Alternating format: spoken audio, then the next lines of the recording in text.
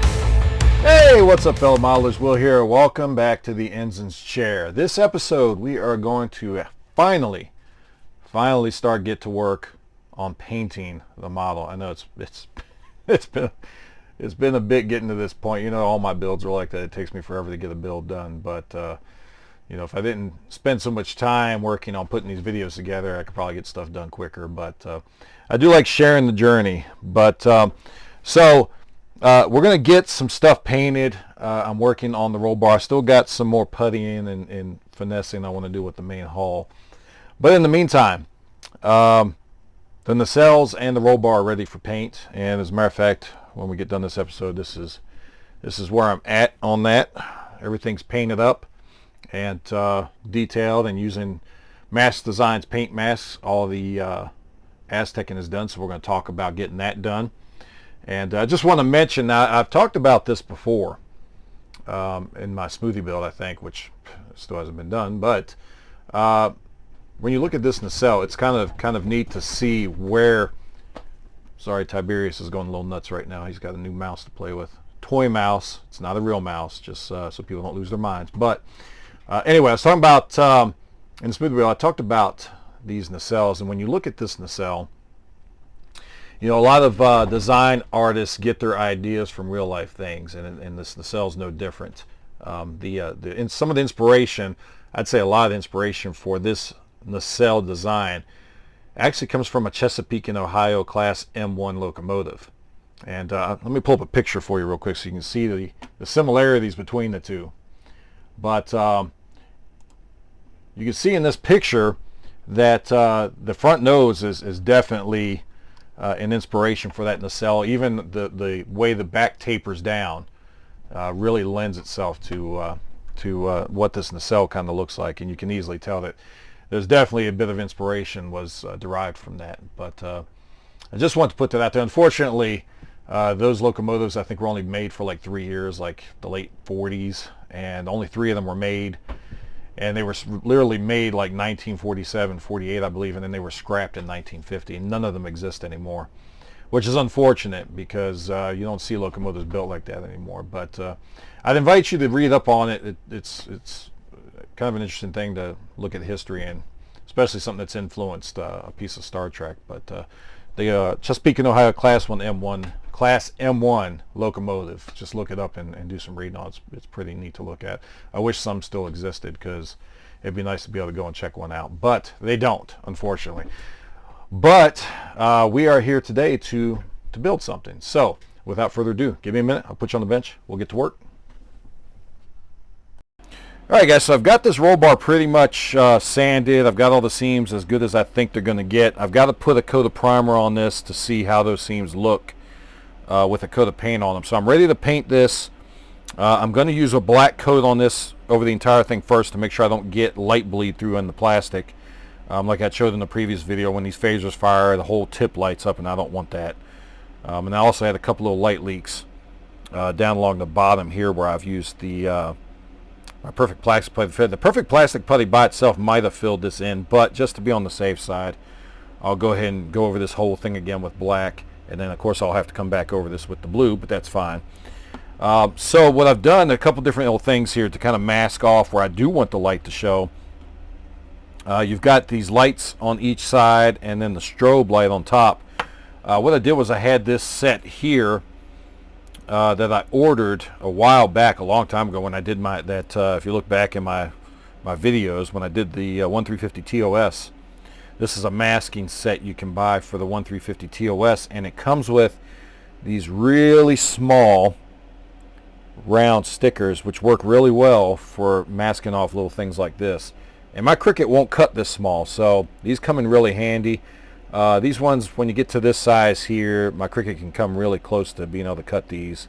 Not as clean cut as these are, so I'll order another set of these at some point because I really like these. As you can see, I've been using these.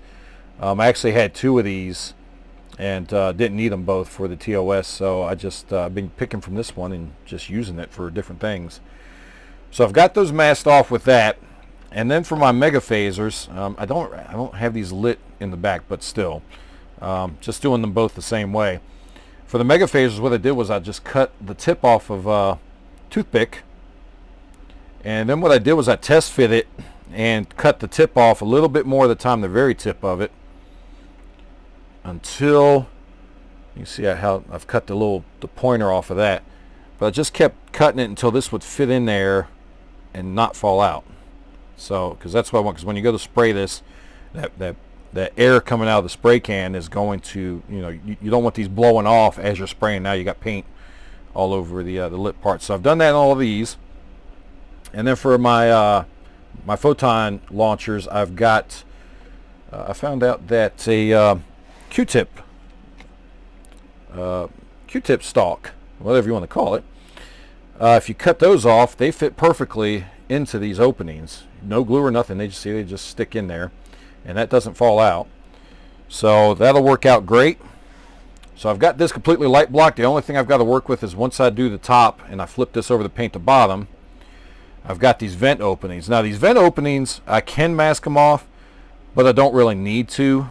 What I'll do is once I paint these, even though I'm painting black paint, I will come back over it and I will use this flat end on a sanding stick, which you can get these from Hobby Lobby. Flat end on a sanding stick, and I'll just lightly sand that black off of these raised areas, because there are fins on here that are raised that the light shines through. So I'll just lightly sand it until I get the black off of it and the light can shine through it again.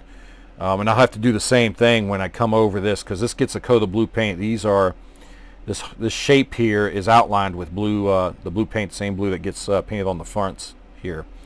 So that's got to get painted, and then I'll have to go over this again with this to get that off. So don't need to mask that off. I'm not too worried about it. Like I said, it'd be easier to just go ahead and paint it and then just hit it lightly with one of these sanding sticks and take that paint off. But I do want to tape up these wires so that I don't lose the ability to tell what color each wire is without having to go over this and re-strip the paint off of them. So I'll wrap some tape around these, that way these are protected and they don't change the color, at least so I can see a little bit of it, even if it's just the very tips of the wires. That way I know what the color coding is on those. But this is ready to paint. So I've got the painting booth set up. I'm going to go put some paint on this, let it dry, flip it over, paint it again, let it dry, and then I'll come back and I will hook it up and make sure I don't have any light bleed through the plastic, that I've got enough of a coat. I'll probably put 2 or 3 coats on, but I want to double check and make sure that I've got these light blocks sufficiently.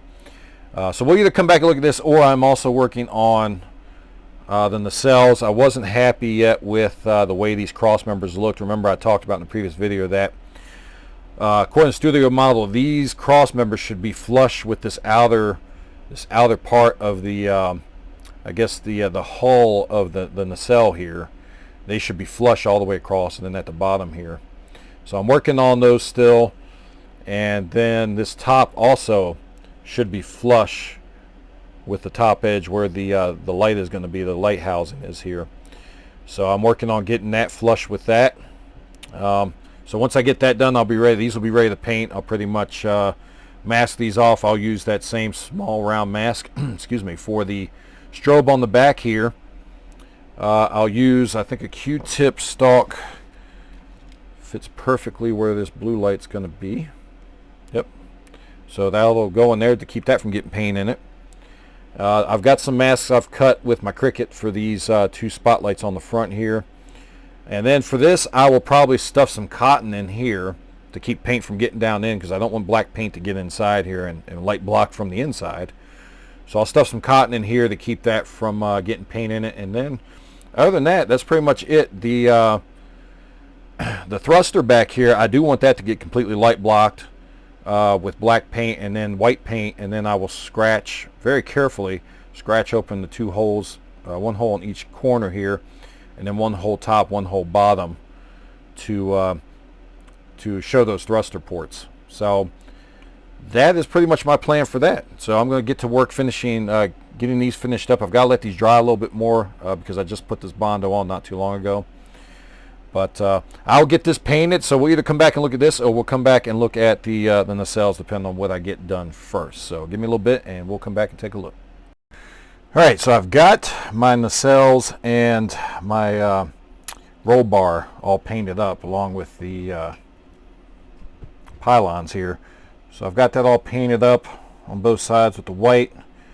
I did have to come back and do a little sanding here and a little filling there because when I put the white on here, it just makes it really shows up when you've got a little bit of a gap or anything like that. So I've done that, and this is ready for paint.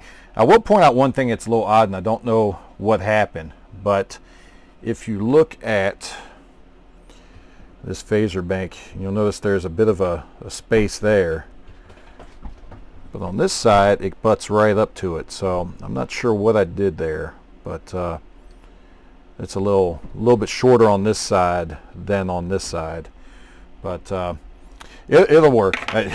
There's nothing I can do about it at this point. I don't know what happened with that, why one sticks out more than the other, but that's okay. It'll pan out once I get the painting done. Unless you really look at it, you're not going to notice it. But I noticed it when I was sitting here just going over a couple things with it. But so I've got all this painted up and ready to start doing the mask design paint masks. I'm going to actually start with the nacelle first. Now I'm going to have to attach this nacelle before I can attach this inner pylon plate. But I think it's just going to be a little less cumbersome to go ahead and get the nacelles done now and then attach them, and then it won't be any problem to do the rest of this, because the rest of this would be laying like this or laying like this for the most part. But I think attaching the nacelles when I go to paint the sides, or actually the nacelles themselves, it's going to be easier to paint the nacelles separate, in my opinion. But I've got to get these plates attached because I do have some seam work I'm going to have to do here and here. So I'm going to put this aside for now. We'll come back to this. Set it over here in my little cubby. And I've got this painted up. And what I did was I masked this off. Remember, I made what did I do with them? I made these masks using my Cricut, and that let me mask off both of these areas here, both of these grills.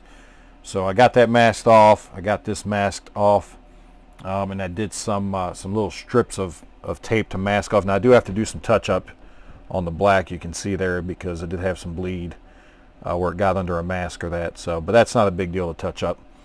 So I got a little bit of touch up work on these grills in the front. But I got to do some more painting up here anyway, so I'm not too worried about it. But it turned out really nice. Now with Gary's masks, the only concern I have is I did remove the fin that was on here and replace it with my aftermarket part that I think is more accurate. So I'm hoping there's enough. I know Gary left a little extra material on there. I'm hoping there's enough to come down. If not, I'll just have to use masking tape to cover up the gaps. But that's really my only concern with it. So I'm not going to go step by step into this because Gary does a pretty good job of going in detail how to apply his mask. So I'm basically going to put the mask on, and as I'm going through this, I'm going to go over some other smaller details that maybe Gary didn't mention or he doesn't cover because it's not part of the masking kit itself. So give me a minute. I'm going to get at least these back candy stripes put on, and then we'll come back and talk about a couple things. All right, guys, so I got the candy striping masks on back here. Pretty easy to go on. One issue I did have is that these small ones, it doesn't seem like there's enough surface area on these to really stick to the transfer sheet. And when I tried to peel the transfer sheet away from it, these would just come up with the paper and they wouldn't stick quite to the clear part. So I pretty much had to put these in by hand. And it wasn't that big of a deal. But because I moved this fin, though, they didn't quite reach all the way across in the bottom here, so I've had to use some additional, some of these strips. I've cut them down real short. These are strips that Gary provides you in the mask design masking set. So I cut those down and just filled in that gap here. It's not perfect, but it'll work. But so I've got this on, and one thing I was looking to do, but I may have to wait until after I do this, is around this marker light, there's supposed to be, show you a picture here. There's supposed to be a little bit of a yellow circle around it, and this goes for, I believe, all of the marker lights, your strobes, well, not your strobe, but your nav lights on the saucer also. But you can see in that picture, there's just a round tan or a round yellow circle around it. Now this is kind of small to try to duplicate that, but I think I can duplicate it well enough, but I'm going to have to wait. This circle, this opening, isn't quite big enough to do it here, so I may have to wait until after I get done with this and add that detail later, which is fine because I can do that at the same time that I mask off and paint the same yellow for where your thrusters are. So I've got to do all that anyway. But I did do a little testing with the yellow. I was hoping to do this now, but like I said, I'm going to have to wait. And what I did was I came up with a yellow that I think looks pretty good to me, my eyes anyway. And you may have to play with it a little bit. But what I did was I used a little bit. I used 3 drops of this primary yellow from Deco Art. It's Deco Art Americana Primary Yellow is what it's called. I used 3 drops of that, and then I just added 1 little drop of this Folk Art Golden Ochre, and came up with a pretty good yellow that I think I'm going to use for all my thrusters and for those circles that go around all the nav lights. And this is a strobe, and it does go around that. I don't know if it's around all the strobes, but I'll have to look at the studio model and see some other pictures. But that's what I'm looking at doing with that. Now the next step is to put the rest of that wrap around the nacelle. So I'm gonna work on doing that. I did end up putting a glove on because I have greasy fingers and greasy fingertips, and I tend to put little smudges on here. I've got a little one there, but that's going to be covered over with the paint anyway when I do the masks. So I'm not too worried about that little smudge. But just to keep from getting any more smudges on this white, I did put a mask glove on this hand just to keep from getting oils on the paint. So I've got that part done. I'm going to move on, work on this part now, and we'll come back and take a look before we're ready to put that first coat of, I think it's like a tannish color is what Gary calls it. but we're going to do that first step for these masks. So give me a couple minutes. All right, so I've got this all taped up. Everything's applied. Didn't worry about covering up this back fin because I'm going to go ahead while I've got all this other masking on. I might as well go ahead and paint this with the light blue, the powder blue, because all this is going to get covered over anyway to make sure that this candy stripe doesn't get painted over. And then this part up here is going to get painted powder blue as well, so I'm not too worried about covering that up right now. It's going to get painted again. So this is ready for the first coat, and I've got my paint mixed up according to Gary's paint mixtures. I just want to say that putting 110 drops of white in here is a chore. Squeezing this bottle a little bit at a time to get 110 drops is just tedious, and it'll give you a little bit of a workout in your hand. So hope you don't have arthritis, but I've got this mixed up, and I'm going to go ahead and throw this first coat on, and then we can come back and I'm going to do the accent for the blue back here, and we'll pull all this off and take a look at what we got. All right, guys, so I've got this, I've got that pattern painted, and let me see if I can. I think I need to turn this bright light off. Oh. I think you might be able to make it out. There you go. You can see it on there. Turned out real nice. Real happy with it. Now you can see there's a little bit where I didn't quite mask off, or it didn't get a good seal around this edge.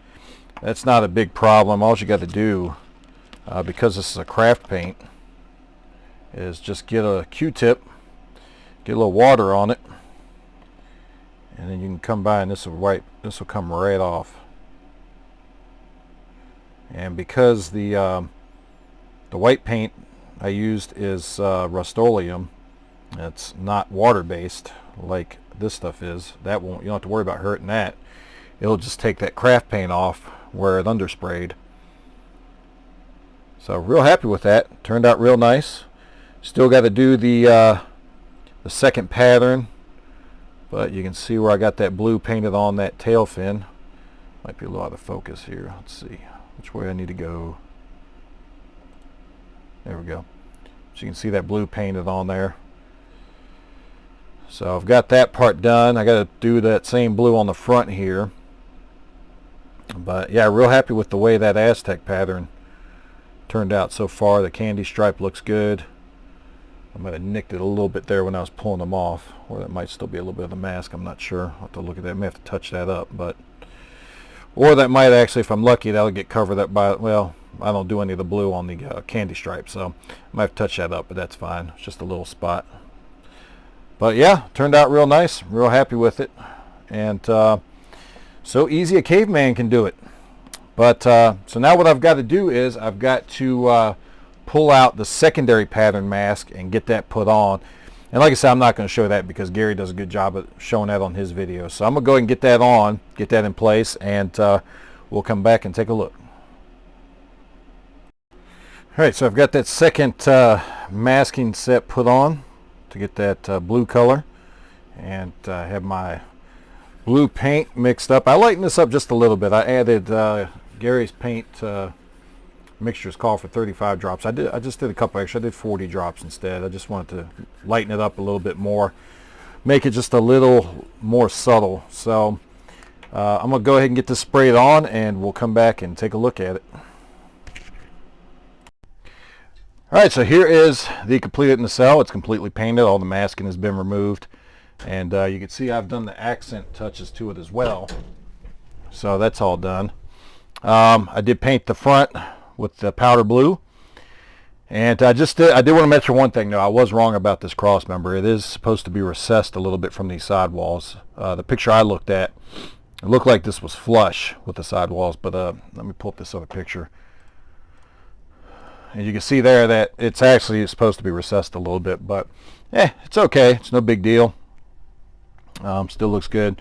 And this bottom of the T is flush with the bottom here, which I guess is what kind of threw me off a little bit. But anyway, that's done. I do have to come back still and do a little bit of touch up with the black on the grills here. Got a couple spots still where I want to get in there with some more black. I've got the sides painted. The inset here is painted with the powder blue. And then, of course, this is painted with the copper on both sides. And looking at the studio picture, this it's like a flux crystal or something. I forget what the actual name for it is, but you can see in this picture here that that's actually supposed to be copper colored too. So I did paint that copper, but just like with the Enterprise D grills, you can paint them copper and still have the blue light shine through. The blue should still shine through this. This is a clear 3D piece that I made that just inserts in there and just gives me something to paint and cover up that blue LED. So that blue LED should still shine through there. We'll get to see once I get everything hooked back up, but you see how all the Aztec, if it's not getting washed out, all that Aztec turned out. Still got a couple little spots I may have to come in and clean up right at the bottom of the grill here. And I've got that blue on the rear fin there. I've got the thruster painted yellow, and what I'm going to do with that is come in with a real small drill bit and just drill a little bit into this. Need the thruster port on top, bottom, and then back, and then the side here. I'll just take a small drill bit and open that back up so that the light shines through when that's lit. I also did a little bit of yellow around the top here, but I'm going to come over that again because it's not quite as well defined as I'd like it to be. It's a very small part, and it's a very small hole in a mask that I'm using to paint that, and it's very tough to get paint to settle in there. It's such a small spot, but it's there. So that's it. Everything's painted on this one. I just got to do the other nacelle now and get that ready, and then I've got to get these attached, and I'll be ready to move on and do the roll bar. So that's pretty much going to do it for this episode. Like I said, trying to keep these down a little bit, so I'm going to split this up a bit. I figure I'll probably do an episode with the roll bar, and it's probably going to take me 2 or 3 episodes to do the main hull, the saucer section, because there's a top, bottom, and then there's some detail where I want to make my own mask to do that bottom back in around that lower opening there, that lower, well, it's supposed to be a crystal, but from what I've seen and what people have said, it's an ejection port for the warp core. But I want to get that detail area done now that I've got good pictures of that area, and that's going to require me to make some custom masks. So I will get that done. And like I said, when we get to that, that's probably going to be 3 parts just for that. So probably going to be 5 parts total for the painting. But I just want to say too. Now I did ask for some people to send in their models that they did with something from one of my vendors. Hang on one second. Let me grab that real quick.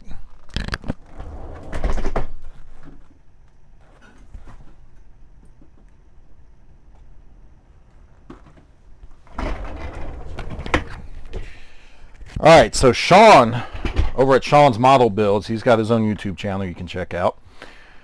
He sent me this picture that he did using Gus from over GCals decals for this 12500 Enterprise D, and it turned out real nice.